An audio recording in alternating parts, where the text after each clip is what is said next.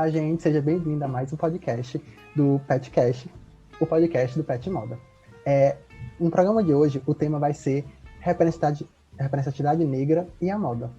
É o último da nossa sessão. Eu, Israel Victor, petiano, estou aqui na presença da Amanda Marques, petiana, Olá! e de Isabelle Galeazzi, transista de sua própria empresa, Nizinga, e estudante de psicologia, criadora do coletivo de Psicologia Denegrido.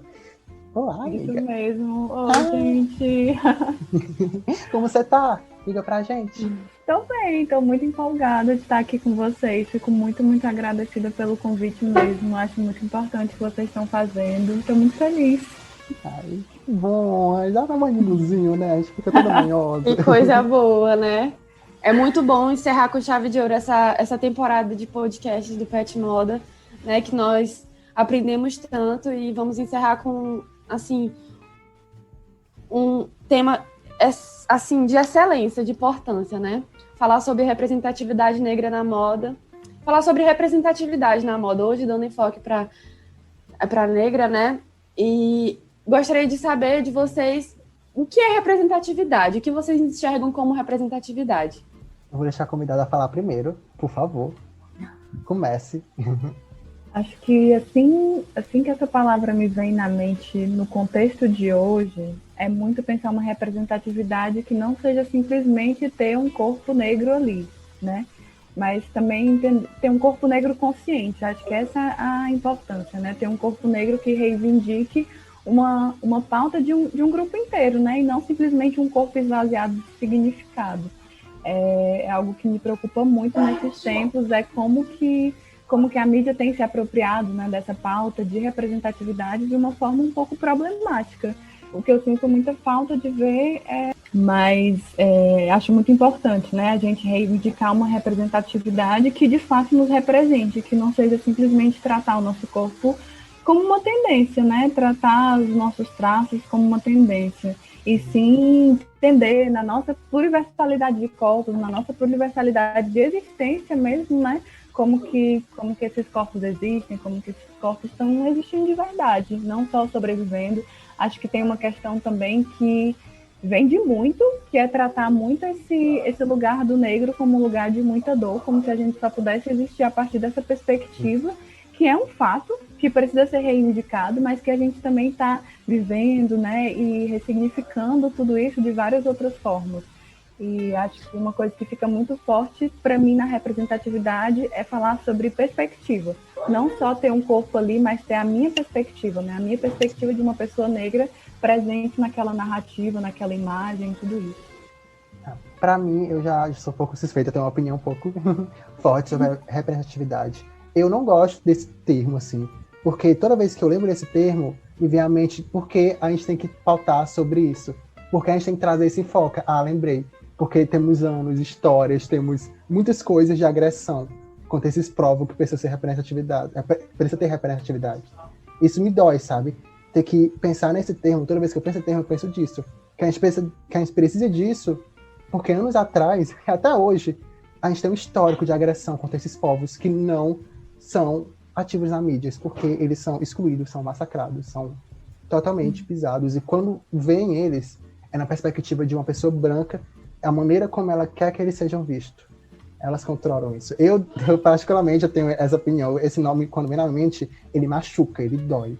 Mas só que a gente vivendo nisso, né, vendo nesse mundo que agora está usando muito isso em pauta, eu penso em representatividade como importante para a gente resgatar toda a nossa origem, resgatar toda a nossa história, resgatar tudo aquilo que não é machucado, tudo aquilo que não é esmagado, tudo aquilo que é tirado da gente com muita força e que causa muita dor, e trazer isso à tona e falar, ei, é político isso aqui. Eu quero trazer isso, eu quero movimentar isso, você não vai tirar de mim esse direito. E para você, Amanda, representatividade?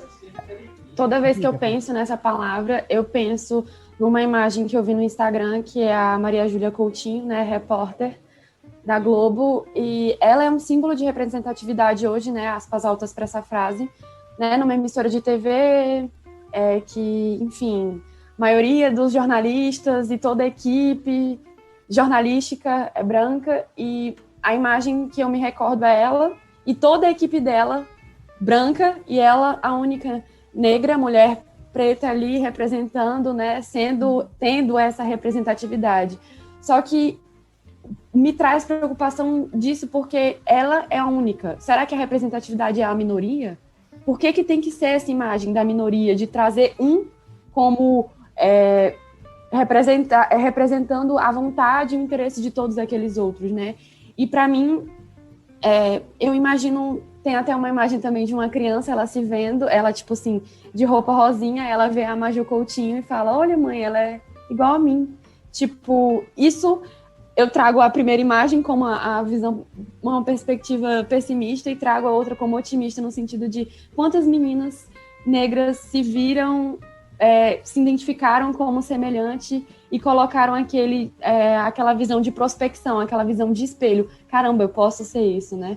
Quantos meninos viram o presidente Obama se elegendo e falando, eu posso ser presidente, né? Então, assim, eu tenho uma visão muito, digamos, polarizada sobre essa palavra, porque ao mesmo tempo que ela, infelizmente, existe, porque não somos iguais? Para que precisa ter essa representatividade, essa identificação? Por quê? Porque existe exclusão, né? Então, ela traz esse cenário, mas ela também traz a questão de como podemos partir desse ponto para um futuro, para uma igualdade. Amanda, tu tocou num ponto que eu acho muito importante também, que realmente não tem como pensar nisso sem pensar de uma forma polarizada, né? Quando a gente reivindica esse estado de representatividade, a gente também tem que reivindicar como que essa pessoa está ocupando esse espaço, né? Como tu falou da Maju. Imagina como é a cabeça de uma pessoa que é ali a única mulher preta num lugar que só tem homens brancos. Sim. Sabe, se você é uma pessoa negra na universidade, você sabe que é muito doloroso. Que são coisas sutis que vão, assim, sabe? A gente sempre está numa jornada tripla de estudo, de trabalho e de se cuidar também, porque o estresse de estar nesse lugar, ele é absurdo. Por isso que eu acredito que uma das pautas mais importantes para a gente é essa da saúde mental, né? De reivindicar isso, né? Pensar a agenda política do movimento preto, não tem como fazer isso sem pensar em reivindicar a saúde mental. Sem pensar em reivindicar um espaço de criação de subjetividade de uma forma livre, né? Porque é muito difícil, assim. Então, se a gente pensa em representatividade, a gente tem que pensar como esse corpo está ocupando esse espaço. Claro que tem isso de... Nossa, eu penso na minha infância, se eu tivesse visto uma figura como a Maju Coutinho, ou enfim, qualquer uma das outras que tem, até mesmo a Isa, né? A gente pode... Existe uma problemática por trás de todas essas figuras, mas ainda assim... Não dá para negar o impacto positivo que isso tem na construção da nossa identidade, né? Outra coisa que eu olho com muita crítica é, tipo assim, de entrar numa loja de cosméticos e tem 1000 produtos para cabelos cacheados. Parece ser uma coisa muito boa. Eu, criança, vendo aquilo, me sentiria muito bem. Eu, com certeza, teria me construído de outro jeito, mas parece que o mecanismo de controle, eu tenho a impressão de que ele está sempre se atualizando, né? Então... antes era o cabelo liso e agora é o cabelo cacheado que tem que ser totalmente perfeito e tem 1000 produtos para isso, então tudo tem uma problemática. O padrão. O padrão imposto pelo branco que o preto tem que seguir, né? Mais uma vez essa estrutura sendo repetida, né? Só que de um novo cenário. É como ele deve ser visto. Sim. É realmente essa coisa muito dualista, né? Perdão. E que realmente não tem como ver só como uma coisa boa, só como uma coisa ruim. São os dois lados de uma mesma moeda, né? E que a gente tem que estar sempre questionando, sempre olhando de forma crítica, mas também entendendo o que de bom está vindo com isso, né? Acho que tem sempre essas duas coisas, né? Relaxa, amiga. E tipo, o que tu falou, esse tópico muito legal das dezenas de produtos de cabelo para cabelo cacheado crescendo. E querendo ou não, a gente não pode tacar no tema que é a moda, né? Porque isso é uma expressão muito clara da moda. Isso é a moda em si. Por que tá tendo esse aumento de produtos? Porque agora esses cabelos estão sendo aceitos pelo padrão, pelos brancos que estão regindo tudo isso. Então eles estão querendo fazer com que seja a moda esses cabelos estejam em vogas. Mas é como até comentei, é a maneira como eles querem. Quantas vezes a gente não se sentiu forçado a ter que passar creme no produto, no cabelo, ter que ajeitar ele para que não tenha... O cabelo pingando creme. Ai, para não ter que ouvir um comentário. Isso aí, isso é horrível. E até quando passa a gente escuta. Ai, não. E quando a gente não passa, a gente escuta. É muito engraçado. Ai, não, gostava do teu cabelo mais cacheado. Ai, nossa, tu passou esse creme, mas ele tá tão ruim no teu cabelo, deixou ele tão armado, tão assim. É ter que lidar com... se moldar aquele padrão, seguir aquilo ali, para que a gente ainda, mesmo assim, receba crítica, mas que as críticas ainda sejam menores. Uhum. E é horrível. Ai, gente, é horrível. Porque até o cabelo tem que ter uma norma. Não podemos sair com o nosso cabelo assim como a gente já cortou. Porque é feio. A gente vai ouvir comentário, a gente vai ouvir piadinhas. E querendo ou não, a moda é um reflexo disso. A moda é um reflexo desses padrões brancos, a maneira como a gente quer ser vista. Agora está mudando aos poucos, mas a gente não pode negar que ainda quem está lá em cima, quem está no topo, quem está controlando tudo, são pessoas brancas, que com pensamentos racistas, que querem usar nossas cores, usar nossa bandeira para ganhar dinheiro disso. E é totalmente doloroso pensar nisso. O que eu acho interessante é que você falou sobre topo, sobre o branco estar no topo, né? E é justamente sobre o que vem da palavra racismo em si, né? É hierarquizar etnias, raças, né? De colocar alguém no topo, de colocar patamares e degraus que têm que ser seguidos, né? Que, assim, uma ideologia bem... Não vamos citar palavras sobre o que ela é. E o quanto isso está intrínseco, né, na nossa cultura brasileira, justamente pelo nosso processo de formação da nação, né? Quanto esse racismo ele está intrínseco na nossa cultura, nas nossas expressões, no modo como a gente se refere às coisas, no modo como a gente tem aquilo como bonito e como feio, né? Porque a referência que as pessoas têm como bonito é o alinhado, o cabelo alinhado, o cabelo liso, né? Assim, o padrão, né? O padrão imposto pela maioria racista, né? E o que foge daquilo ali é feio, é exótico, é diferente. E às vezes o exótico ele é fisgado pela moda de uma forma tendenciosa, né? Coloca ali o negro numa figura de tipo... nossa, eu trouxe um modelo negro, eu trouxe uma pessoa para representar, nossa, quanto eu estou sendo uma empresa socialmente responsável. Aí você vai ver, né, ele é tratado ou com o diferente, o exótico, o estranho, sabe? Como se fosse aquilo que é o diferente, né, não o igual. Ele não tem que ser visto, um modelo não tem que ser visto como porque ele é negro. Ele tem que ser visto porque ele é um modelo, entendeu? Não tem que ser um motivo de contratação dele, né? Não tem que ser um diferencial ofensivo, como isso acontece na maioria, como isso está sendo tendencioso dentro da moda, dentro de um certo padrão e de uma certa norma capitalista de tudo que é aquilo que é colocado como diferente, como exótico, colocar isso como bom, agora isso está cabendo e eu vou colocar isso na minha empresa porque, claro, eu vou ter mais consumidores para isso e vou conseguir mais pessoas para divulgar a minha marca. Vai ser mais uma bandeira que, aspas altas, vou levantar. Uhum. Eu entendo muito teu ponto, Amanda, porque tu está falando justamente de um cenário em que essas empresas se apropriam disso de uma forma muito tendenciosa, né? De uma forma até mesmo desonesta, realmente para a criação dessa bandeira, só para vender de uma forma que não tá conscientemente ali, né? Essa pauta não está sendo abordada de forma crítica, consciente de verdade.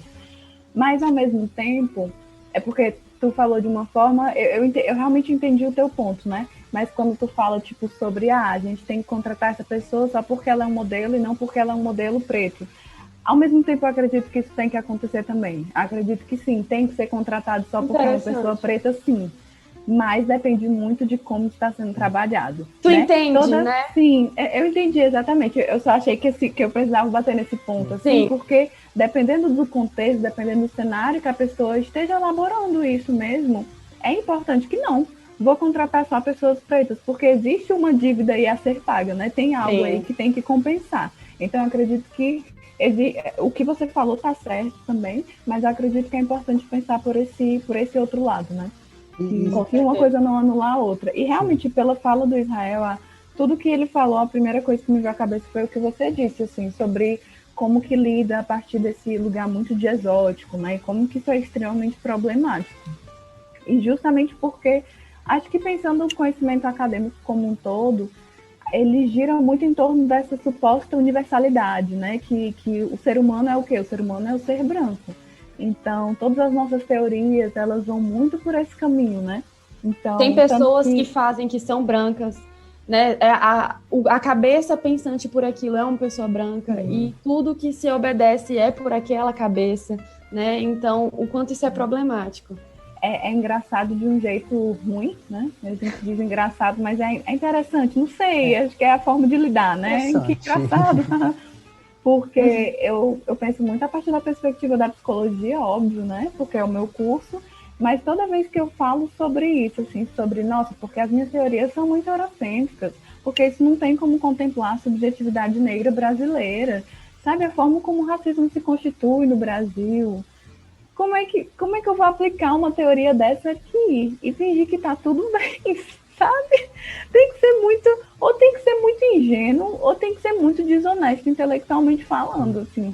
E toda vez que eu falo sobre isso, toda vez que eu desabafo isso com pessoas de outros cursos, independente, pode ser a área, qualquer área, sabe? Existe uma identificação, porque isso vai afetar no campo da moda, isso vai afetar no campo da matemática, isso vai afetar na filosofia, isso vai afetar no teatro, meu Deus do céu. Então, tudo parte muito...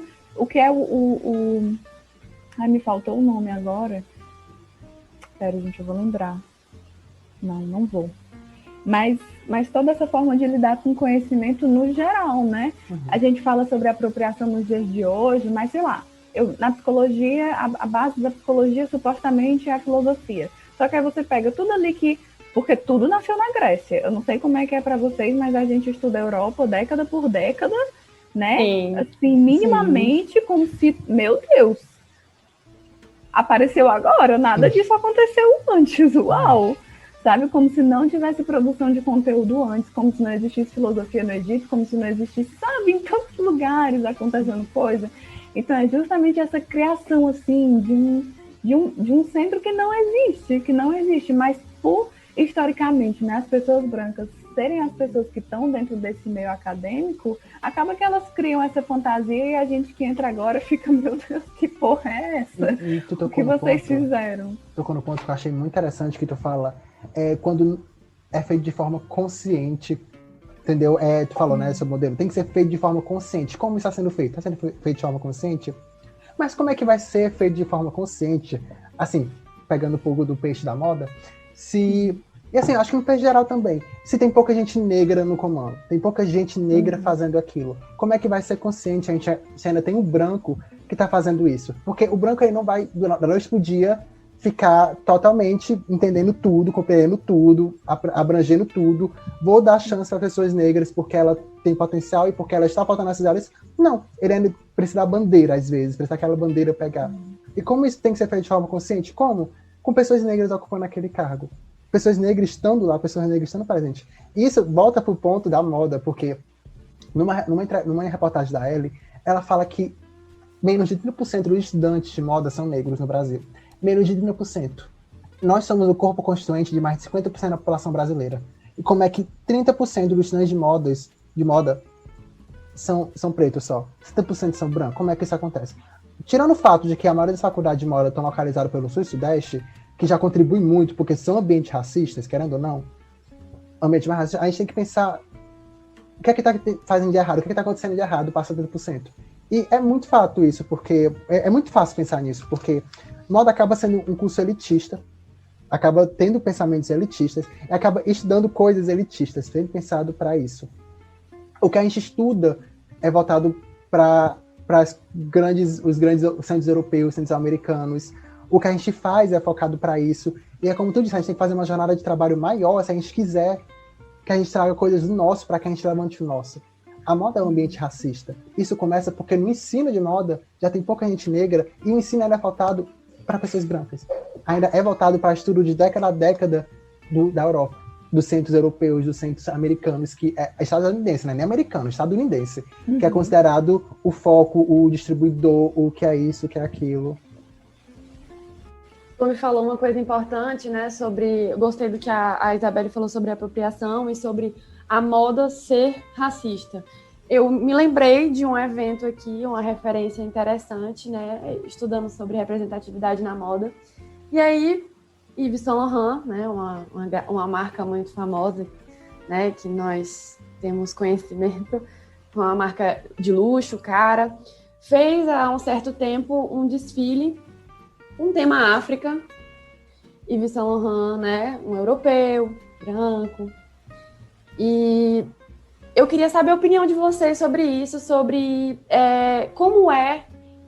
Vocês veem como uma forma de homenagem um branco fazer um desfile com um tema africano? Eu vou falar assim, vou começar assim, eu já vou descer o pau. Eu já vou falar mesmo, porque para mim teve até uma aula sobre isso, que a professora disse, que era uma forma de como é que o apagamento se dá sendo posto em luz, sendo exposto em luz. Como é que isso não é bom estar sendo jogado na luz? Simples. A gente está vendo um branco fazendo roupas de origem africana, com inspirações africanas, para brancos consumirem. A gente está vendo o branco pegar algo cultural, algo de resistência, algo que vem do nosso povo, que é usado como agente, como uma forma de se reconhecer. Porque isso é o ponto-chave da representatividade. A gente nasce, a gente vai reconhecendo os elementos pela forma de que a gente vai vendo as linguagens. Então, a gente vai reconhecendo as linguagens pelo que a gente vê ao nosso redor. Então, a gente reconhece o preto pelo ao nosso redor. Então, a gente se identifica como preto quando a gente vê ao nosso redor, à frente do nosso redor. Então, como é que a gente vai pegar uma coisa que é foco de uma representatividade, foco de uma cultura, e vender para a gente branca, esvaziando todo o seu conceito, esvaziando tudo que é, para a gente branca consumir, pessoas brancas consumirem, tirando tudo aquilo, e pessoas negras não vão consumir, porque a maioria da gente não é voltado para esse mercado não é voltado para a gente, porque precisa do capital, e muita da gente não tem esse capital. Israel, tu foi no ponto, assim, que é justamente essa questão do consumo, né? Tá, a homenagem, mas quem vai consumir isso realmente, né? Quem que tem acesso a isso? Então, quer fazer uma homenagem? Eu tenho muitas sugestões, assim, tem até uma autora que eu gosto muito brasileira, que é a Lia Weiner-Schuckmann, né? Não sei se é exatamente assim que fala sobre o nome dela. E ela fala muito sobre, sou branca, qual é o meu papel no racismo, né? Então, uma sugestão de homenagem, olhe de forma crítica para a sua branquitude, e a partir disso, veja o que você pode fazer. Vai ser uma homenagem muito mais verdadeira do que você fingir que se importa botando umas estampas africanas para ganhar dinheiro, sabe? Porque, sinceramente, é aquela coisa, ou é muita ingenuidade ou é muita desonestidade intelectual. Então, olhe de forma crítica para a sua branquitude, veja o que está ao seu alcance, sabe? O que está ao seu alcance é colocar pessoas pretas dentro da sua equipe, sabe? Tanta coisa para fazer, tanta coisa. Se você é o chefe de uma empresa, a Lia Weiner-Schuckmann, ela até fala isso, né? Se você é o chefe de uma empresa, reveja os recursos de aceitar, né, de colocar as pessoas para dentro. Ela traz um exemplo que é tipo, realmente é importante a pessoa saber falar inglês, ou isso é só um recurso para barrar pessoas que não tiveram acesso a isso. Coisas desse tipo, tem muita coisa que você pode fazer para homenagear a gente, para fazer uma reparação histórica do que... E é que você quer fazer homenagem, ou só você está carregando uma palavra bonita, né, para o que você quer fazer, que é simplesmente pegar a estética e esvaziar, né? Sabe, quem acredita que isso é homenagem? Isso não é homenagem, é um desserviço, vai arranjar outra coisa para fazer. Desculpa, gente. Eu não tenho. Amiga, mas é verdade. E se até pensar quais foram os modelos que desfilaram, aí você pensa, se for um corpo constituído por negro, que bom, mas quem é que vai consumir isso? Quem é que fez isso? Quem é que pensou nisso? Quem é que vai estar recebendo por isso? Vai ser os nossos? Não vai. Tenho certeza que não vai. E é realmente, tipo, na minha fala, eu não quero falar, você é pessoa branca, não pode fazer nada por isso, não pode fazer uma homenagem. Você pode fazer homenagem à vontade, sabe? Mas que realmente seja uma coisa que acrescente, porque isso não acrescenta, sabe? Depende muito da forma que for feita, e eu duvido muito que, porque não é uma coisa que eu tenho tanto conhecimento que eu tô tendo, é pelo que a Amanda tá falando, né? E realmente, pelo que Israel falou também, essas pessoas não vão consumir, isso não é pra gente.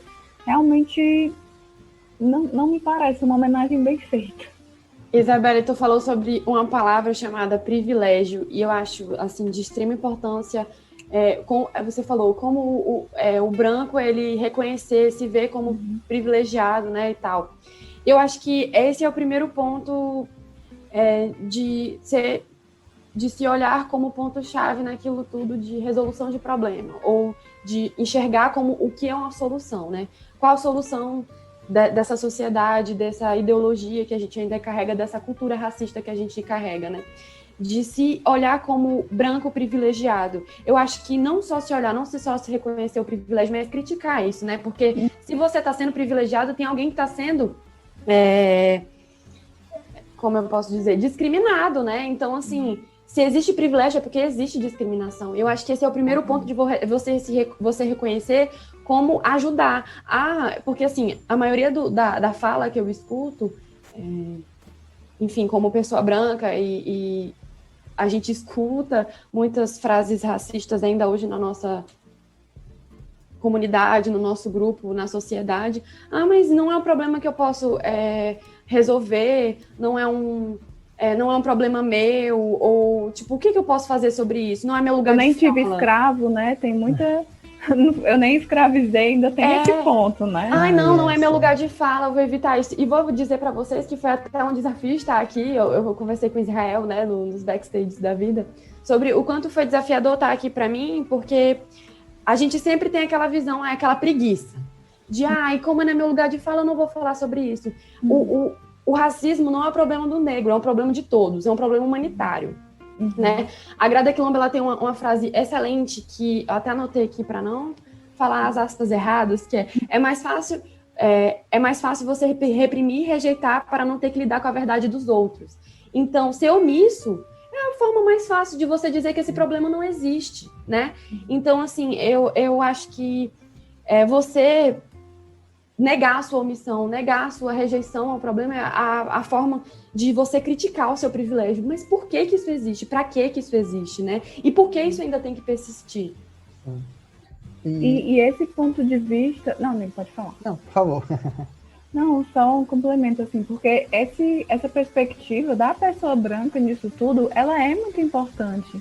Eu acho que esse rolê do lugar de fala, ele foi entendido um pouco errado por algumas pessoas, que não é sobre poder ou não falar sobre uma coisa, é entender de que lugar você está falando, sabe? É bem simples. Realmente. É só de onde você fala. Então, de onde o branco fala sobre o racismo é muito importante, de onde a pessoa negra fala, de onde a pessoa indígena fala, tudo isso é muito importante porque não existe essa ideia sem a perspectiva de todas essas pessoas.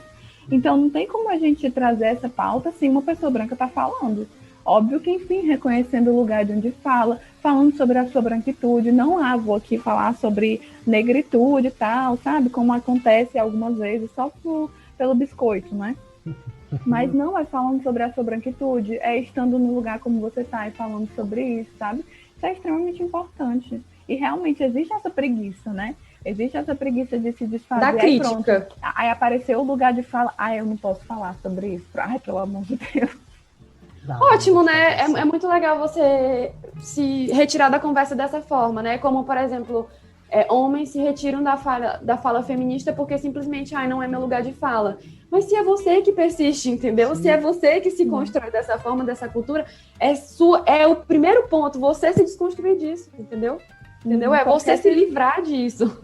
Qualquer tentativa que tem, né? Enfim, pessoas brancas, dependendo da discussão, de se desresponsabilizar, pronto, lavei minhas mãos, né?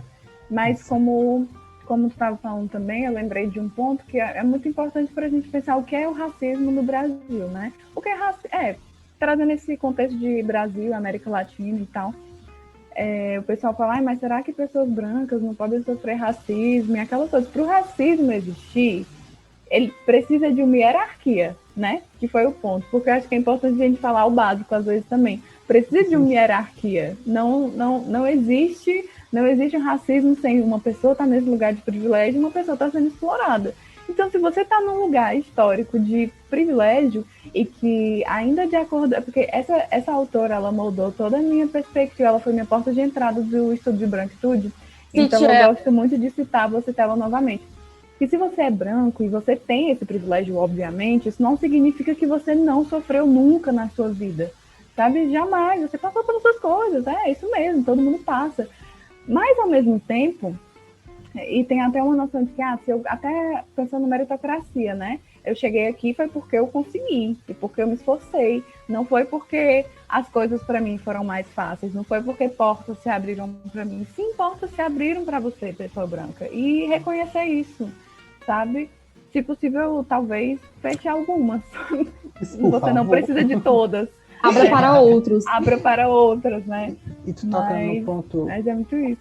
Tu toca num ponto muito importante, que é da construção, né? De que ele se pôs lá, historicamente falando, e ele perpetua isso, e principalmente quando não faz nada. Gente, quando se pensa na escravidão, que acabou tem 133 anos no Brasil, 133 muito anos, recente. gente, recentemente, minha bisavó tinha 100 e poucos anos, gente, muito recente, e pensar na forma como o negro era tratado, como o negro tinha uma visão, e de como isso moldou a hoje, e não fazer nada para parar isso, e você achar que você tem que ficar parado porque não é meu local de fala, é muita burrice pensar assim, é muito burrice mesmo.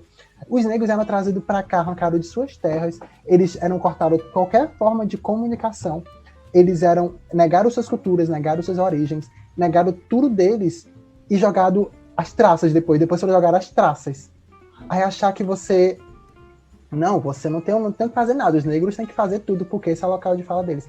É tão desumanizador pensar assim, e o homem branco ele foi tão desumano em retirar toda a cultura dos negros e principalmente fazer com que até a sua identificação ficasse difícil, que quando você pensa que as pessoas demoram para se reconhecer como negro, isso é tão doloroso, isso é tão doentio, porque é todo aquele padrão, sabe? Tipo, olha... A referência não existe. Não existe, exatamente. Porque ela foi perdida. Exato. Teve um autor que eu não estou sabendo falar agora, eu acho que foi o Stoschal, tenho quase certeza, não tenho muita certeza, que ele fala que a auto-identificação é feita a partir de referências sociais. Agora, como é que o negro vai se declarar negro, se entender negro e atuar como negro, né, e perceber das causas que ele pode e deve tratar, se ele não tem nenhuma identificação ao seu redor? O negro que é trazido para ele é o que o branco moldou, e não é uma figura boa, não é uma figura bem vista, é sempre a figura de ataque que é o que rouba, é o sujo, é o cabelo ruim. Como é que ele vai se identificar com aquilo que é tão atacado e que sofre tanto diariamente? Como é que ele vai ter essa perspectiva? Se o homem branco moldou aquilo e não está fazendo nada para tirar. Isso para mim é a maior forma de desuminação do mundo, é tirar toda a cultura e toda a possibilidade de se reconhecer. Isso é horrível. Tu tocando nesse ponto, me lembra muito que esse estado que a gente está hoje, né, assim, de uma identificação dificultada, né, processo da gente se entender enquanto pessoa negra, normalmente é muito tardio, né, tá ali óbvio na sua cara que você é uma pessoa preta, mas você, ai meu Deus, me descobri negra depois de um tempo. Isso tudo foi algo proposital, né, quando a gente pensa nas políticas de embranquecimento.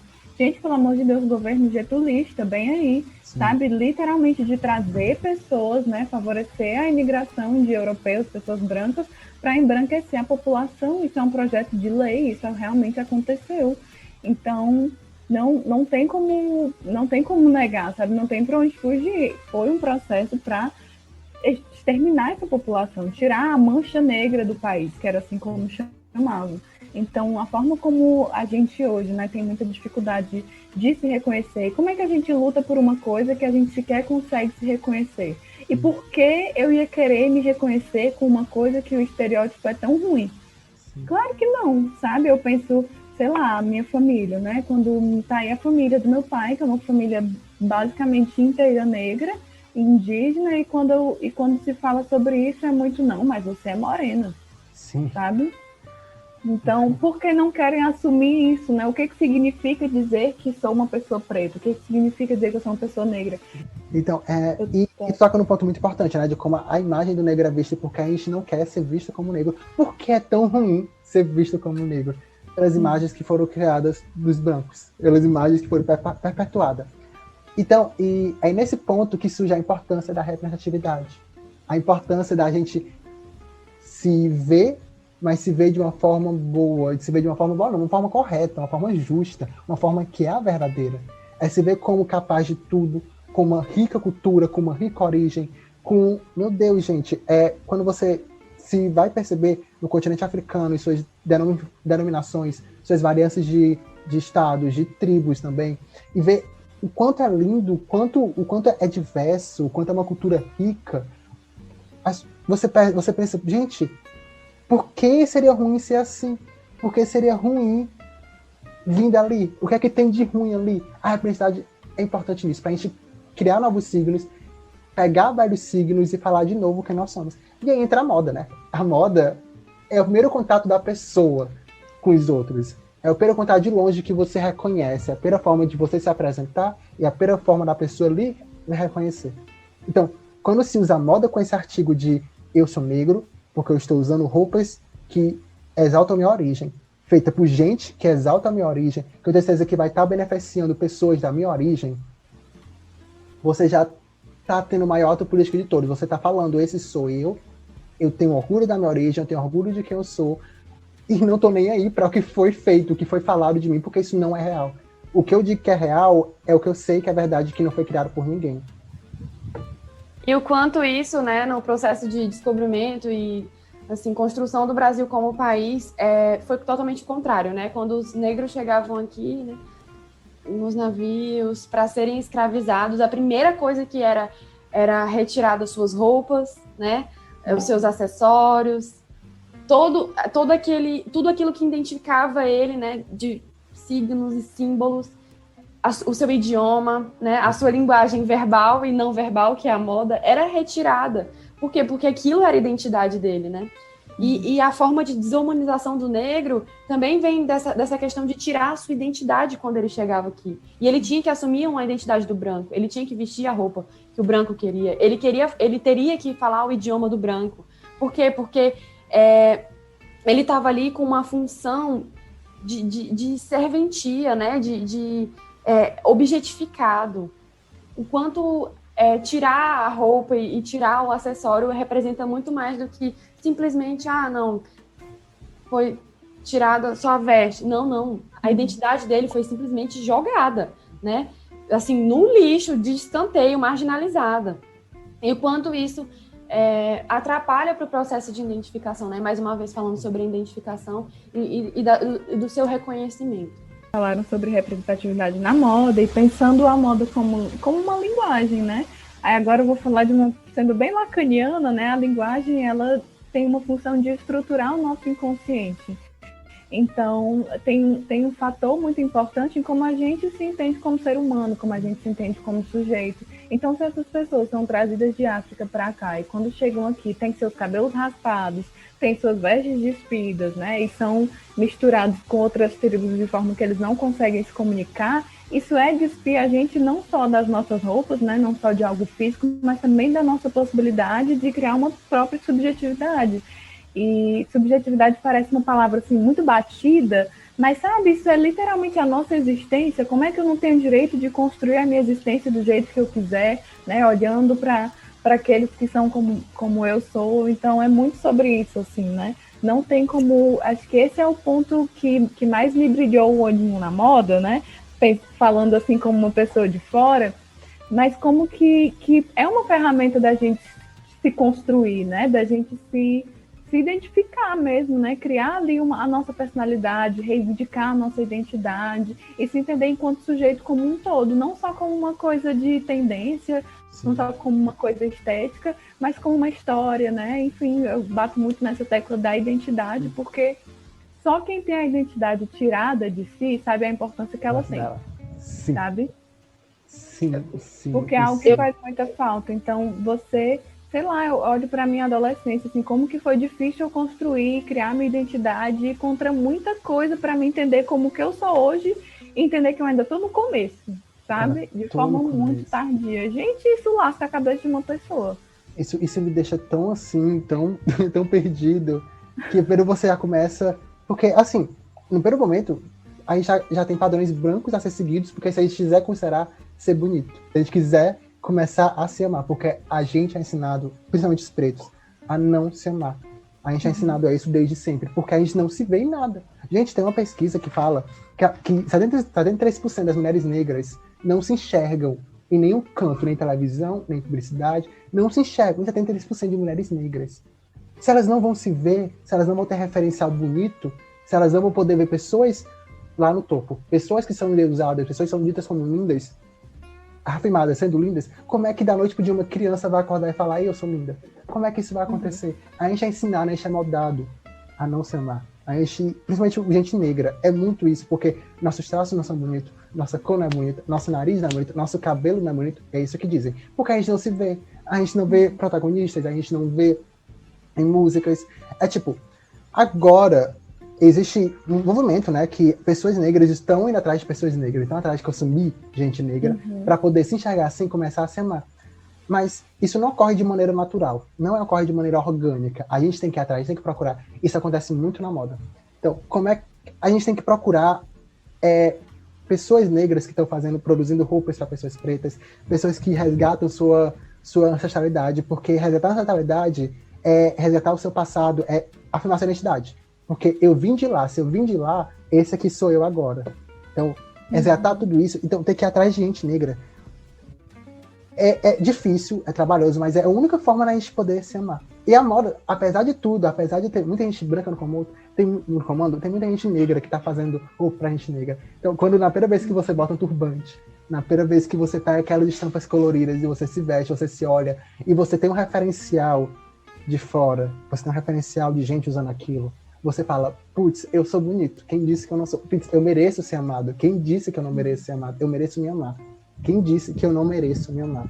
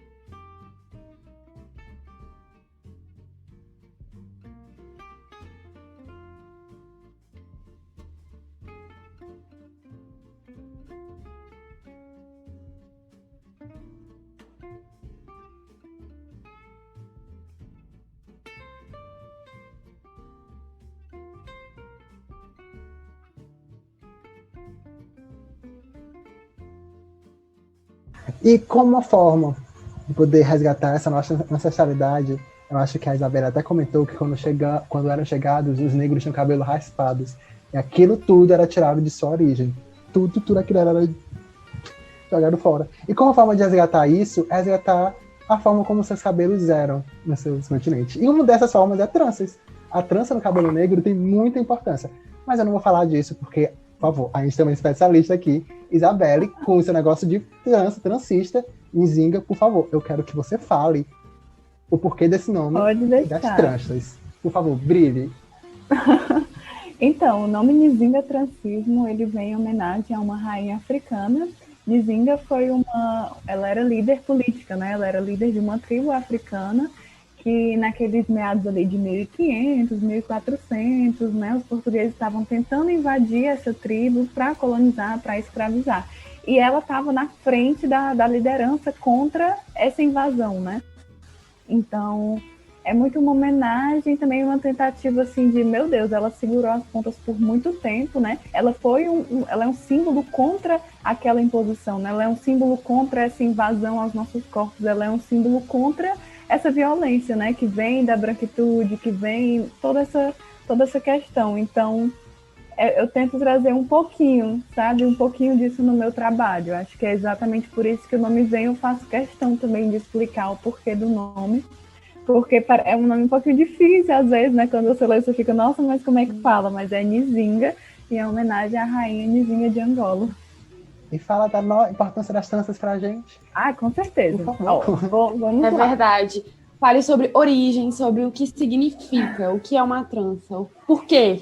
Então, as tranças que eram mais populares, assim, antes, são as tranças enraizadas, né? Que hoje a gente chama de trança nagô.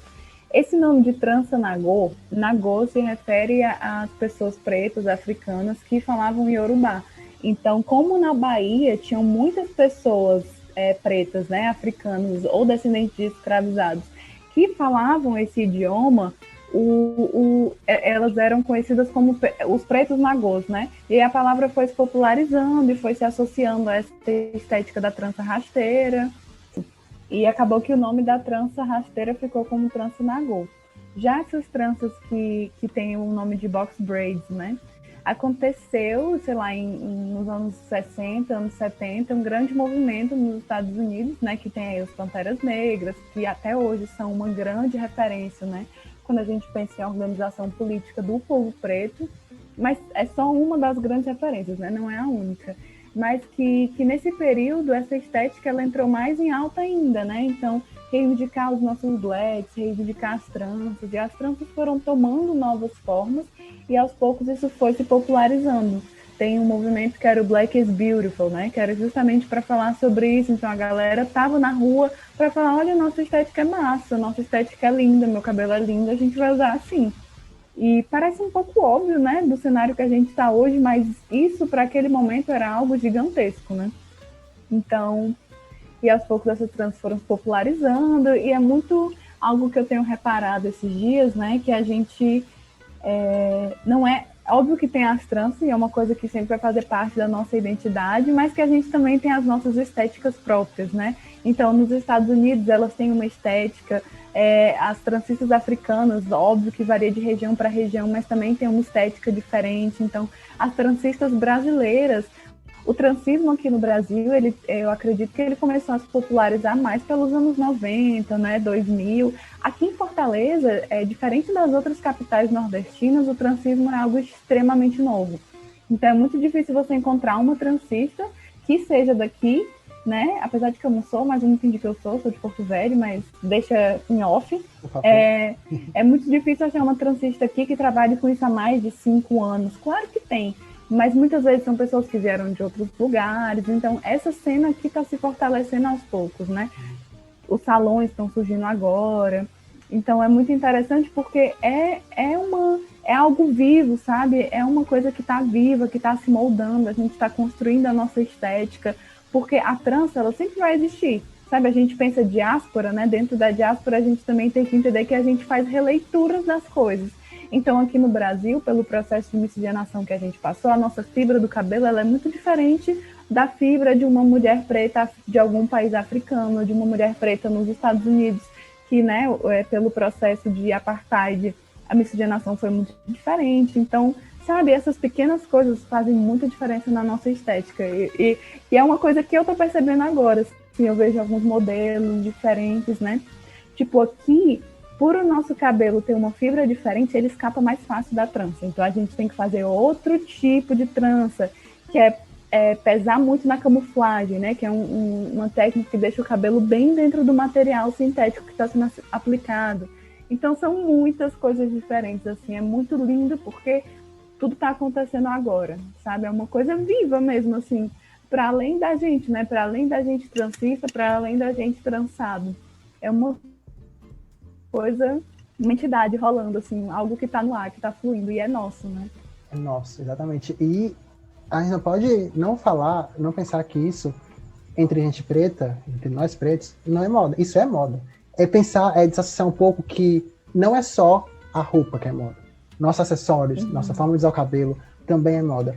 E essa moda de resgatar, essa moda não é ruim, não pega esse termo ruim, porque essa moda de resgatar nosso passado é perfeito, porque isso dá força, isso aumenta mais aquele negócio de vamos se identificar, nós somos um povo só. Nós somos um povo que precisa mudar nossos referenciais, mudar como é que a gente está sendo visto.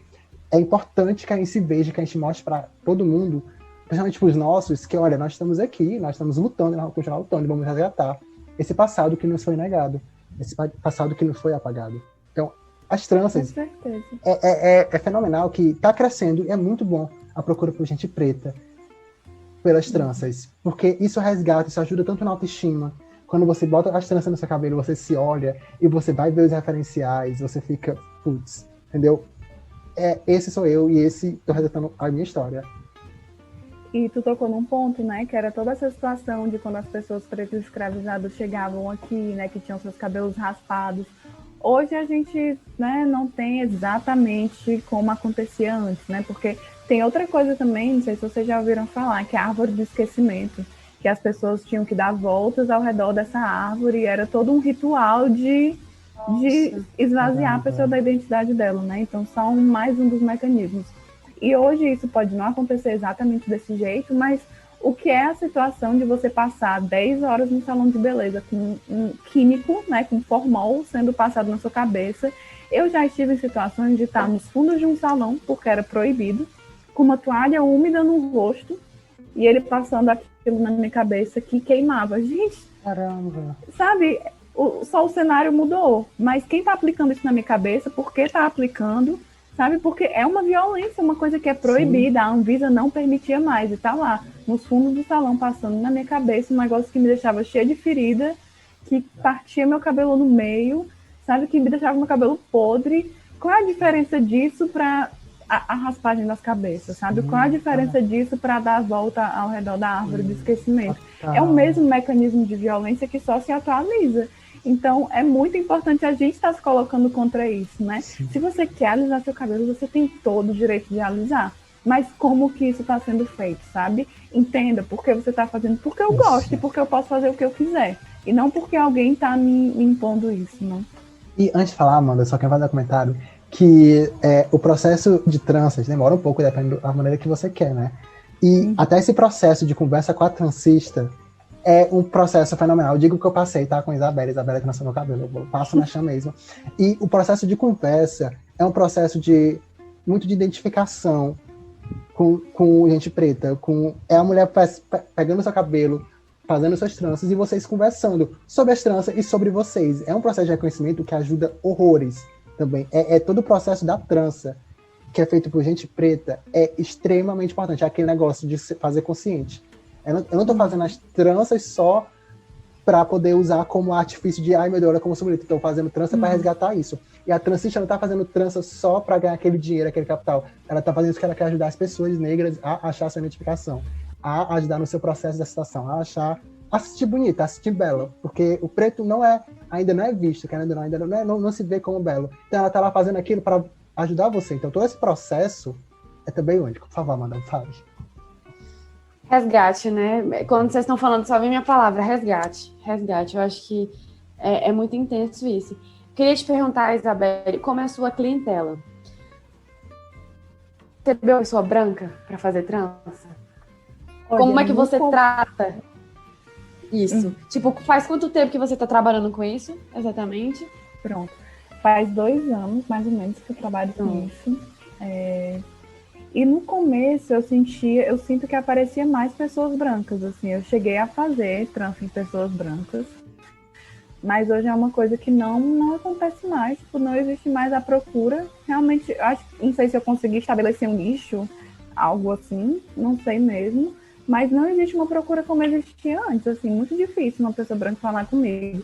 E quando eu fiz, eu estava muito nova nisso também, né? Eu já tinha ali mais ou menos a minha opinião formada sobre isso, não gostava, não achava legal, não me sentia à vontade, e todos os momentos eram extremamente desconfortáveis. Tudo parecia errado, desde o orçamento até a pessoa chegar na minha casa, porque até hoje eu atendo no meu quarto, né? A pessoa entrar no meu quarto, e agora que eu tô me mudando, vou me mudar essa semana e abrir meu estúdio, mas enfim, então, e aí botar a pessoa dentro do meu quarto. E a conversa, acho que o pior de tudo é a conversa, sabe? E não só isso, mas a pessoa branca que tá fazendo uma coisa que tá ali fora do que ela deveria estar fazendo, né? Mas quem vai ser. A carga vem pra cima de mim, a transista que tá fazendo aquilo, sabe? Não só pela culpa na minha cabeça, mas também pelo que eu já vi de narrativa, né, acontecendo. Então é como se, além de tudo, eu ainda fosse a figura responsável pela besteira que a pessoa branca tá fazendo, sabe? E tanto que isso mesmo acontece na própria fala da pessoa, assim. Como se, não, ela tá fazendo, então é porque tá tudo bem. Aqui ela me deu um álibi, né? Você já teve essa conversa com algum cliente? Já. De tipo assim, nossa, por favor, vamos lá. Ética em primeiro lugar, mas como é que foi? É bem desconfortável, assim, tipo, você vê a pessoa tentando se justificar. Sempre fica aquela coisa, tipo, a pessoa chega, sempre, assim, isso, as 4 experiências que eu tive, né? A pessoa chega, aí fica aquele climão, eu começo meu trabalho, não me sinto à vontade para ficar puxando assunto, vou fazer o que eu tenho para fazer e você me paga depois e tchau. Mas aí tá hora surge, né? Tá hora a pessoa fala, ou ela começa a falar, não, porque eu acho que a apropriação cultural não é nada demais, ou então ela vai para a lógica de, não, porque eu tenho um avô negro, sabe? Minha avó era negra, então tá tudo bem, né? Aí eu, não. Mas me diz, sério, me diz como é que eu vou falar, como é que eu vou, pelo menos para mim, assim, é muito difícil eu ter que sustentar uma argumentação num contexto que eu tenho que passar pelo menos 8 horas com aquela pessoa. Então é muito pisando em ovos. Então hoje, se aparecer para mim, eu acho que não aparece, porque eu deixo muito nítido qual é o meu posicionamento sobre isso. Acho que as pessoas sabem que eu sou do Psicologia Denegrida também. Eu não sei se fica com medo também de falar. Que bom que fica, né? Então, mas é bem desconfortável, bem desconfortável. Não gosto. Interessante demais escutar teu testemunho. E tu falaste aí do Psicologia Denegrida, né? Sobre o teu grupo de estudos, que inclusive líder, nós estamos falando com a líder. Uma das. Uma das. E eu gostaria que você falasse sobre como esse processo, o porquê surgiu. Gostaria de que você falasse o porquê do título, do nome do grupo. E vamos lá. Também, antes de tudo, tem que falar também o que é ele e a importância dele. Porque isso é o principal. Então, o tipo de Psicologia Denegrida foi uma criação minha e de outra amiga minha, da mesma faculdade que eu estudo, né, que é uma faculdade particular. Então, a gente é muito perdido, assim, né? Era muito sozinha. E principalmente porque eu me atrasei e as pessoas que eu conheci no começo do curso já estão lá na frente, então eu sempre estou muito alheia, né? E aí, de repente, eu assistindo uma aula, ela vira para mim, a gente nem se falava. Ela, vamos tomar um café? Aí eu achava que ela estava me queixando, vamos tomar um café. Aí fui tomar um café com ela. E aí não teve outra pauta, sabe, no assunto. Assim, a gente automaticamente, em algum momento, começou a falar sobre os nossos desconfortos, pelas experiências que a gente tinha passado ali dentro, de ser muito ruim para a gente enquanto mulheres negras, né? Porque quando você está falando ali com uma pessoa que entende, que passou exatamente pelas coisas que você passou, dentro de um lugar que é muito difícil ter alguém que te entenda, é muito diferente, né? Então eu lembro que a gente, sei lá, isso foi 9 horas da manhã, a gente ficou até 1 hora da tarde conversando. Caramba. E a gente descobriu que estudou no mesmo colégio na alfabetização, então a gente conversou muito, assim, muito. E aí, e Leonina também, que nem eu, enfim, gente, muita coisa em comum. E eu sei que em algum momento surgiu isso de, poxa, vamos fazer um grupo de estudos? Nem que seja assim, só eu e tu. É verdade, né? Aí porque ela falou, tem um psicólogo, que é o Lucas Veiga, que ele fala sobre psicologia preta. Aí eu, psicologia preta? Que diferente, que legal. Será que é isso que vai me manter nesse curso? Aí, pois vamos estudar. Aí, então tá. E no começo foi muito isso, assim, não, vamos marcar um dia da semana para estudar eu e você. O companheiro dela, que já é psicólogo, é um homem preto também, pode vir estudar com a gente. Só que a gente resolveu divulgar. A gente fez um folderzinho, um grupo de estudos de psicologia preta. E aí a gente ia se encontrar em algum lugar daquela faculdade, né? Então a gente tentou parceria com professores, com laboratórios, mas ninguém teve muito interesse. E aí acabou que estava muito difícil a gente se manter lá naquela faculdade. E a gente ia se encontrar em outro lugar, que era no espaço que o companheiro dela tem, que também é um dos coordenadores do grupo hoje, que é o João Pedro. Só que acabou que não deu certo e a gente ficou se encontrando numa praça. E a gente se encontrando nessa praça. E foi incrível, né? Nisso a gente estava debatendo textos como do Fanon. Gente, eu esqueci do detalhe. Não foi só a gente, apareceram outras pessoas de outros lugares. Não foram muitas, mas veio gente de outras faculdades, né? Tipo, umas 5 pessoas. E pra gente aquilo já foi muito. Tipo, meu Deus, as pessoas estão interessadas. Então, aquilo já deu um gás na gente, né? E a gente passou esse semestre inteiro discutindo. A gente discutia na mesa da praça mesmo. Pegava o texto, discutia e depois ia fazer alguma coisa junto, né? E foi muito interessante justamente porque a gente está vendo uma teoria que parte de uma perspectiva nossa, né? Dentro da psicologia, como é do Francis Fanon ou da Neuza Santos, mas associando também as nossas experiências. Então foi muito rico para a gente, não só por estar estudando uma teoria, mas por estar se sentindo parte de algo, né? De saber que tem uma pessoa ali que vai me entender e a partir disso a gente consegue elaborar e construir muita coisa junto. E aí, diante disso, o grupo foi crescendo, a gente fez uma parceria com uma casa cultural que existia na época, que era a Carnaúba, e aí os nossos encontros passaram a ser lá. A gente sempre tentou dialogar um pouco com outras disciplinas, né? Principalmente disciplinas artísticas, então a gente tentava fazer uma oficina de colagem, sempre estava associando com outros lugares, né? A gente fez um clube do livro da Grada Quilomba, nessa época, desse semestre. A gente leu o livro O Memórias da Plantação, foi incrível. E aí foi chegando mais gente, né? Porque a gente estava nesse espaço e tal, e as atividades no Instagram começando. E esse ano, pronto, eu acho que esse ano uma coisa que mudou muito foi a Semana da Consciência Negra. De repente a gente estava em todo lugar. De repente a faculdade, que não quis saber da gente, estava convidando a gente para dar a roda de conversa. E aí lá fomos nós, né? Claro. Mas também, depois dessa data, é muito difícil, né? Ter espaços como esse abertos para nos receber. Mas, de qualquer forma, o que aconteceu, que realmente mudou muito as coisas para a gente, que deram um gás no grupo muito grande, acabou sendo a pandemia, né? Como eu disse, a gente estava, mas antes disso tudo, é que eu pulo algumas partes, né?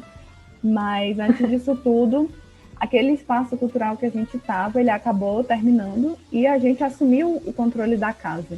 Então, era uma casa que a gente ia propor, né? A gente estava com o plano de fazer uma biblioteca, de fazer atividades de yoga, de fazer várias coisas assim diferentes, né? Que contemplassem as nossas múltiplas narrativas, mas aí veio o coronavírus. Mas antes do coronavírus, a gente ainda conseguiu fazer a inauguração da casa, e foi a única coisa que a gente fez, foi a inauguração com a filósofa Catilcia Ribeiro, que foi incrível, a casa estava lotada, você não via o chão, ela ficou falando na porta, um monte de gente na rua inteira, e foi muito doido, isso foi muito doido, sério, que sensação, eu não tenho palavras, assim, porque escutar a Catiúcia, eu lembro de estar fazendo trança e escutando as coisas que ela, os vídeos que ela tem no YouTube, né, as rodas que ela participa, as mesas que ela participa, e de repente eu estava no Uber com ela, levando ela para o projeto que eu e a minha amiga criamos, tipo, meu Deus, o que está acontecendo? Não, mas tudo sob controle. E escutar o que ela tinha para falar sobre essa iniciativa, eu fiquei, meu Deus, eu só posso estar fazendo alguma coisa coerente, né? E foi muito interessante, mas muito assustador também. E aí a gente continuou nessa casa, mesmo com a pandemia, a gente abriu uma vaquinha, porque a forma que a gente tinha de manter, eu morava lá junto com meu companheiro e com outro participante, um antigo integrante do grupo, que acabou tendo que sair, e só assim pra gente conseguir arcar com a casa, né, morando lá. E com a vaquinha, né. Só que acabou que não deu conta, porém, com a plataforma virtual, a gente expandiu muito os nossos participantes. Tanto que hoje tem gente do Brasil todo participando dos grupos de estudo, tem gente da Venezuela participando dos grupos de estudo. Então ele cresceu muito de repente, assim, de um jeito que foi assustador pra gente, eu não vou mentir, porque tem que se adaptar a uma nova plataforma, né? Quando a gente abriu esse último semestre agora de 2020.2, a gente, vamos abrir aqui as inscrições, daqui 3 dias a gente vê e tal, número de vagas é tanto. Em 2 horas ou menos, já estava o triplo do número de vagas que a gente tinha aberto. A gente ficou, meu Deus, quando isso aconteceu, né? Mas enfim, essa é a história do grupo, né? Como ele surgiu e tal, mas ele vem muito dessa necessidade que a gente tem de repensar a psicologia mesmo, né? Até quem já se formou, assim, ainda apresenta muito essa demanda. Quando você escuta relatos de pacientes dentro da psicologia, porque primeiro que já é difícil, se você é uma pessoa preta, acessar esse espaço, mesmo que você tenha condição financeira, talvez alguma coisa lhe repulse. Então, quando você entra nesse espaço, existe a possibilidade de você sofrer racismo por aquela pessoa que, por incrível que pareça, estudou 5 anos para te acolher, sabe? Então, existe uma falha muito grande dentro do currículo acadêmico, né, da psicologia e em geral, né? Sim.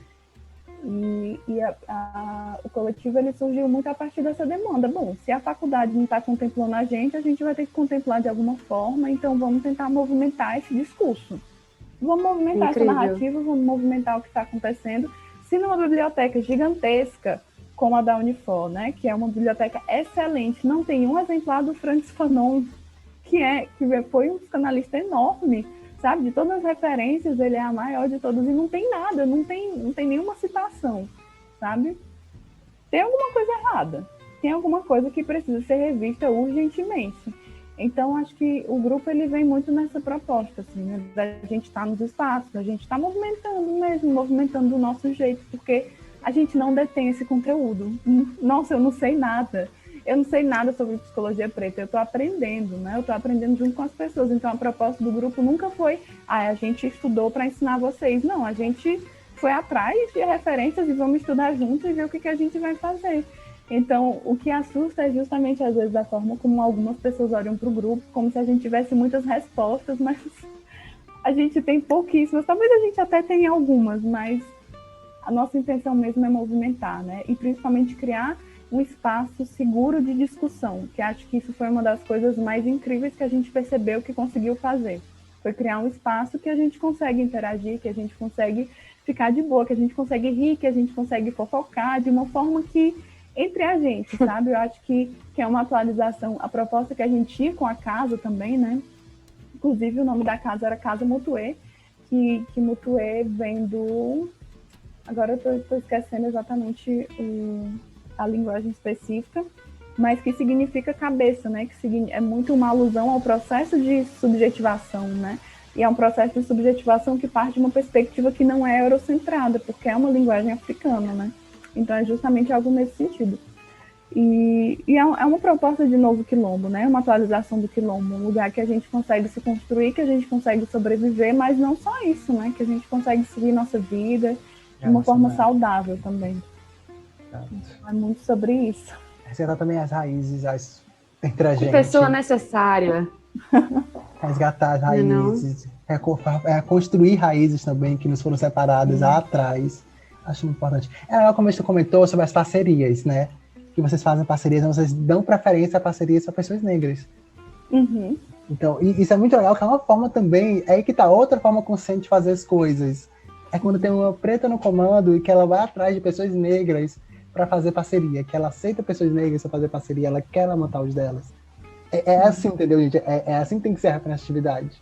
Tem que ser nesse naipe, tem que ser de levantar os nossos e fazer pelos nossos.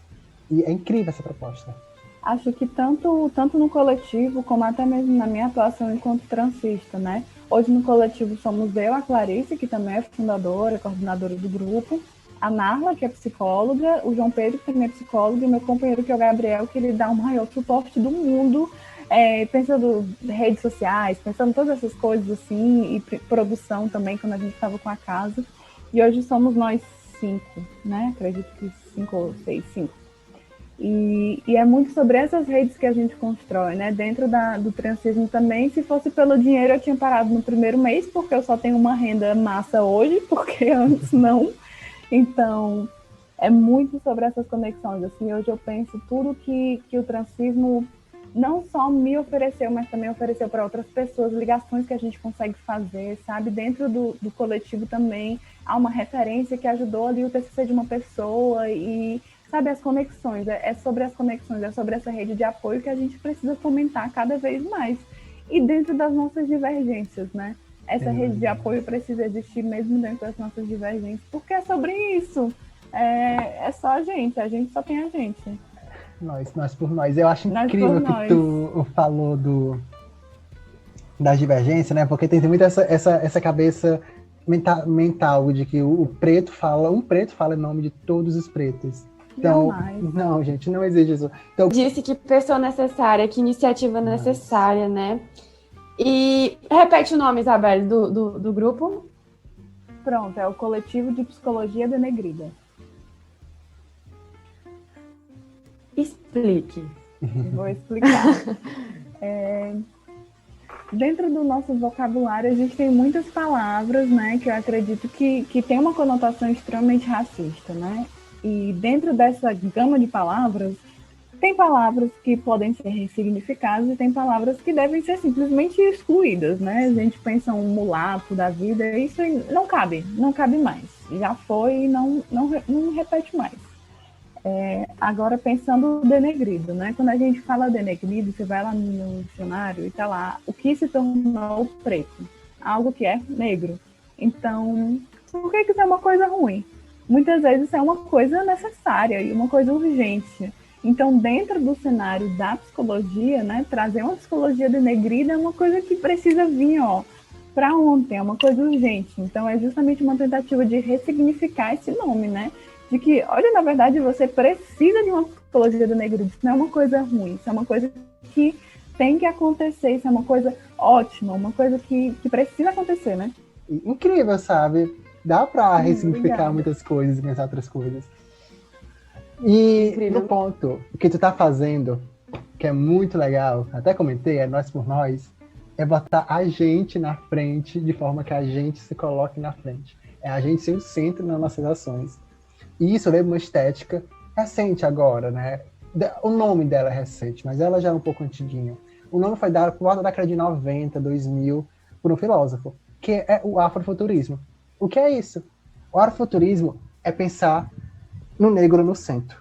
No negro no centro, no futuro. Não necessariamente no futuro, ele só vai centro no futuro, não, ele vai ser centro aqui, ele vai começar centro aqui agora. Seu cabelo vai ser bonito, sua boca vai ser moda, seu nariz vai ser moda, seus olhos, o formato do seu rosto, tudo nele vai ser o centro e ele vai ser o importante e o bonito, começando de hoje. E como fazer isso? Resgatando o seu passado, pensando no futuro. Porque se a gente quer ter um futuro, a gente precisa de um passado. Então o afrofuturismo, ele pega a estética do passado do negro, ele pega toda a sua origem cultural e traz para hoje, traz para agora, para pensar no futuro novo, para dar um passado e poder dar um futuro, porque um ser humano sem passado, como é que se vai ter um futuro se você não se conhece, se você não sabe quem você é? Então, afrofuturismo é justamente isso, é botar o negro em centro, resgatando toda a sua ancestralidade e pensando no futuro nela, pensando no futuro. Um exemplo clássico nisso é o Pantera Negra. O Pantera Negra, do começo ao fim, é o afrofuturismo, a cidade de Wakanda, pensada naquele todo magnífico centro tecnológico, muito bem pensado, com só gente negra. Aquilo é afrofuturismo. Que tem até resquício na moda, vai até a moda. A estética afrofuturista é extremamente presente, assim. Você não percebe aquilo é afrofuturista, mas está presente. Você vê como cantoras como Isa, como Carol Conká, como Célia França, Elza Soares, é a personificação. Suas roupas com corte diferenciado, com modelagens repensadas, com tecidos que resgatem o seu passado. mas que ainda não abdique da cadeia da moda, de ser sempre pensada, sempre modificada, sempre em constante mudança. Essa estética toda, ela está presente agora. E o que tu está fazendo é justamente perpetuação dessa estética, porque você está botando a gente na frente hoje, resgatando o nosso passado, resgatando nossa história, para perpetuar que na frente a gente continue sendo o centro. Foco. E isso que tu falou, Israel, muito interessante, né? A proposta do afrofuturismo, ela é incrível. E Sim. o que fica muito forte para mim é como que traz para o presente, né? E o que fica... que eu acho massa, assim, o que eu acho mais massa do afrofuturismo é justamente essa questão de como que a gente traz para o presente. Porque dependendo de onde a gente está, tem várias formas diferentes de olhar para esse passado e trazer para o presente a partir da nossa perspectiva, né? E esse é um dos pontos que eu acho mais interessantes. Tem uma escritora de Brasília, que é a Tatiana Nascimento, e ela fala no livro que é Quilombismo, ela vai falar justamente sobre como que até mesmo a nossa... quando a gente pensa os contos, né, da religião afro-brasileira, até mesmo essas coisas que dizem sobre a nossa identidade passaram por uma lente otimizadora branca europeia, né? Então, toda aquela rivalidade entre Oxum e Ansan, isso não é sobre a gente. Então, ela traz uma releitura, ela cria um romance entre elas duas, sabe? Então, é justamente sobre negar tudo isso e construir a nossa própria narrativa. Ela não deixou de olhar para o nosso passado, mas ela criou uma nova perspectiva disso tudo, que diz muito mais sobre o que é a gente hoje, né? Não tem como a gente pensar o movimento preto sem pensar o movimento LGBT, sem pensar o movimento feminista, né? De uma forma bem criando os nossos espaços dentro disso tudo, né? Então, uma coisa não funciona sem a outra. Então, eu gosto muito quando ela pontua isso, assim. E é muito sobre criar as nossas novas narrativas, criar as nossas novas imagens, né? E essa projeção mesmo para o nosso futuro. A gente jamais nega aquilo que tem antes, mas também a gente acrescenta o nosso. É justamente sobre criação, né? Sobre o poder de criação, e é incrível. Exatamente. Vale ressaltar, né? Que é uma estética. É uma nova estética crescente agora. Não é algo que é universal. Eu vejo como movimento também, né? Movimento. É um movimento. Isso, lindo, é o que você precisa... É o que nós precisamos focar nesse momento, nessa construção, né? De colocar uma visão positiva e otimista de que isso tem que ser... essa evolução social, né? Uma evolução social de reconhecer a importância, né? De não esquecer o passado que foi de sofrimento, de morte, de assim, esquecimento, e de levar aquilo como uma forma de que no futuro e reconhecer no presente, né, passos para que esse movimento seja reconhecido, a importância seja visto na moda, né? Como o Israel sempre levanta essa bandeira e faz nós, né, amigos de sala e futuros amigos de profissão, né? Amém? Amém. Estarmos atentos àquilo, à desconstrução, como você faz na psicologia e como transista. O quanto isso é importante a gente reconhecer e colocar isso como missão, sabe? Como objetivo principal de construção. E tipo, eu sou apaixonada pela estética futurista, eu particularmente.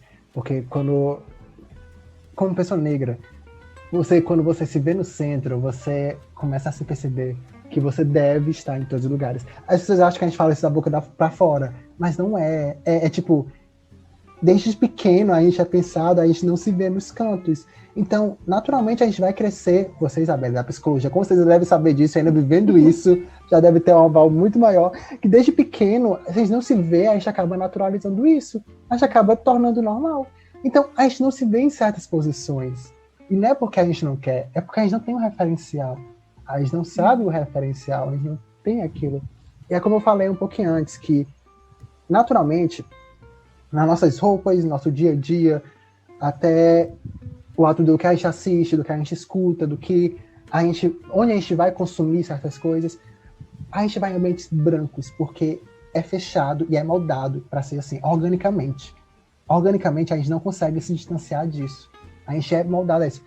Para a gente mudar isso, para a gente ir atrás de outras coisas dos nossos, ir para uma corrente totalmente contra tudo isso que está sendo criado.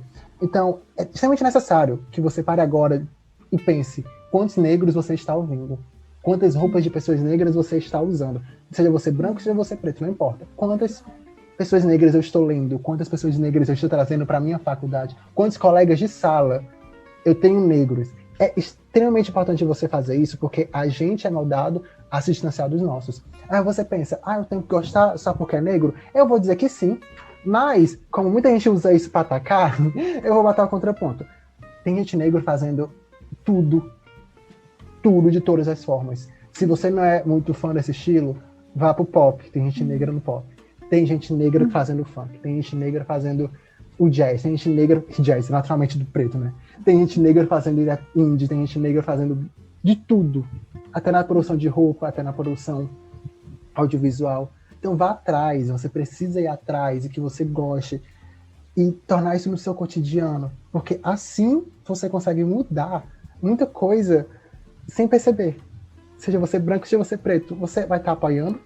Você vai estar, querendo ou não, nas suas conversas, você vai trazer novos referenciais para pessoas ao seu redor. Você vai ajudar e vai formar uma rede ampla. Que é extremamente essencial.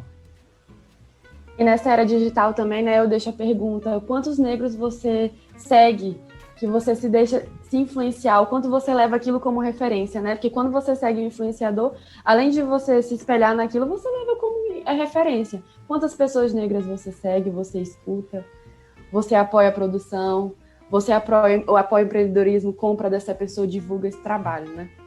Uhum. Com certeza, acho que vocês fecharam com chave de ouro.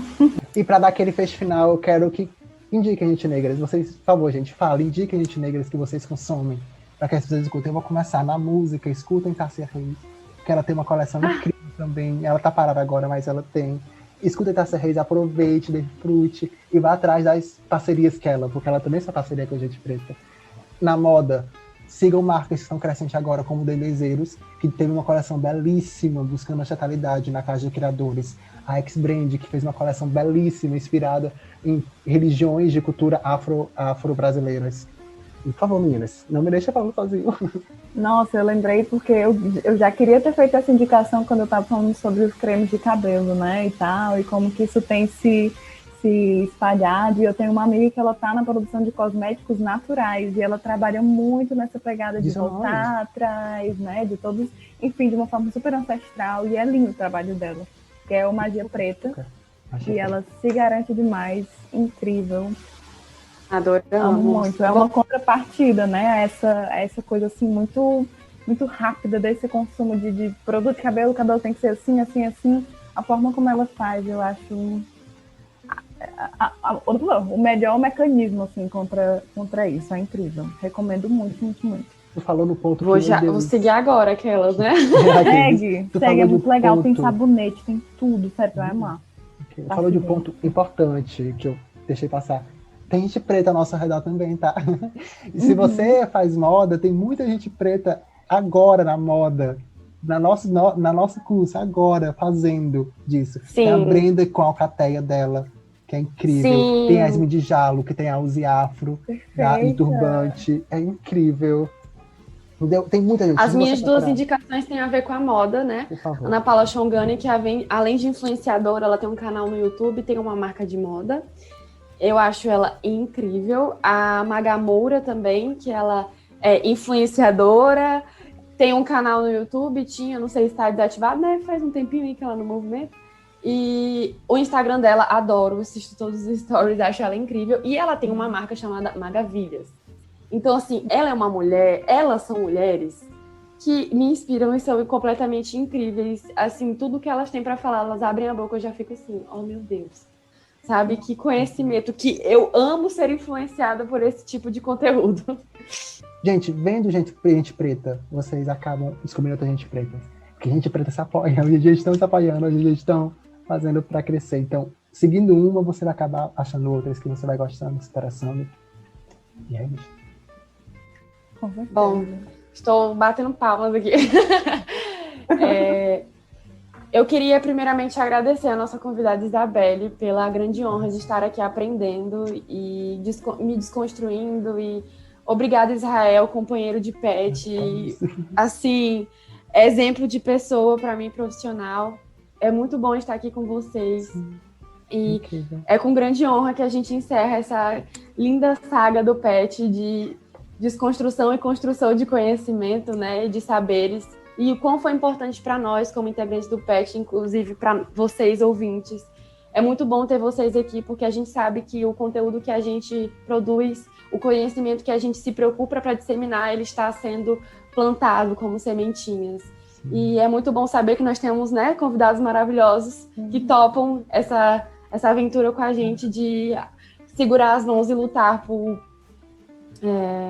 enfim, lutas e bandeiras que são completamente válidas, importantes e necessárias. Em nome de todo o PET, Isabelle, obrigado de coração por ter aceitado a proposta. E, no pessoal, irmã, obrigado por ter topado participar. Fico muito, muito feliz com o convite, sério. Fiquei muito lisonjeada quando o Israel falou comigo. E é isso, gente, o que vocês estão fazendo é extremamente potente, extremamente importante. Então, fico muito grato de poder fazer parte de um pedacinho disso, assim, é lindo. Tanto você, Israel, como você, Amanda, o que vocês estão fazendo é muito massa e muito corajoso também. Então, só sucesso. Espero que vocês continuem com essa força aí para botar a cara para jogo mesmo, né? Botar a voz para jogo. E é isso, gente. Muito obrigada mesmo. Incrível o projeto de vocês. Então é isso, gente. Obrigada por essa temporada, por estar conosco até aqui. E esperamos vocês para uma próxima.